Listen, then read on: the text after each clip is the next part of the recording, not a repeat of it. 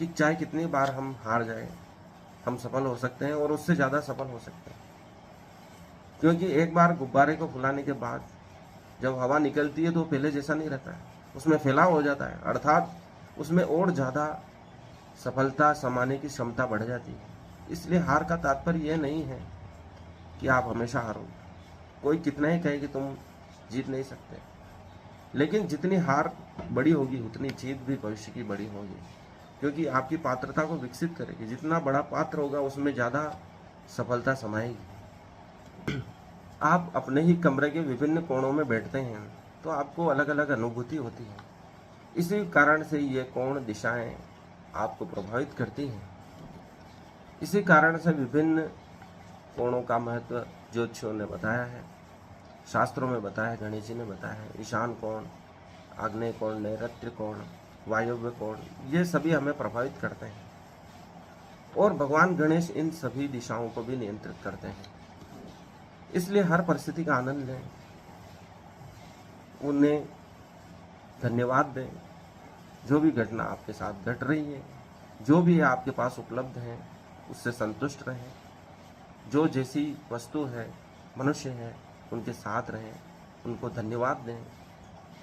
गणेश जी हमें ये शिक्षा देते थे, क्योंकि उनके पास गणेश जी का जो परिवार है, शिव जी का परिवार है, उसमें सभी भूत प्रेत इत्यादि रहते हैं, लेकिन सभी मस्ती से रहते हैं, कोई किसी का विरोध नहीं करता है। इसलिए जो उपलब्ध संसाधन है, लोग हैं, उनसे ही हमें आगे बढ़ना होगा। गणेश जी ये हमें बेहतरीन ढंग से समझाते हैं, क्योंकि वे गणनायक है, गणपति है। उनके परिवार में सभी प्रकार के व्यक्ति हैं, लेकिन वे कभी अफसोस जाहिर नहीं करते हैं या अपना धैर्य नहीं खोते हैं कि मुझे ऐसे लोग मिलें, ऐसे संसाधन मिलें। वे उसी से पूरे ब्रह्मांड को जीत सकते हैं, अपने साधनों से। इसलिए जो साधन मिले हैं उससे संतुष्ट रहना हमें गणेश जी सिखाते हैं।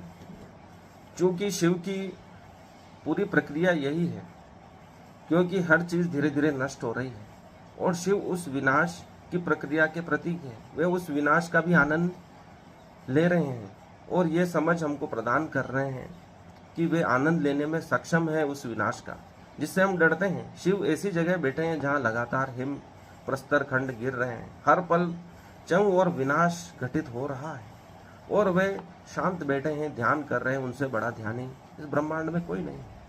इस विनाश लीला के बीच में भी वह कैसे सहज रह सकते हैं, ध्यानी बन सकते हैं। इसलिए शिव जी कैलाश पर विराजे हैं और हम हिमालय पर जाकर महसूस करते हैं कि वह कितना अत्यंत कोमल व क्षणभंगुर है, जो कभी भी टूट कर अपने हिस्सों को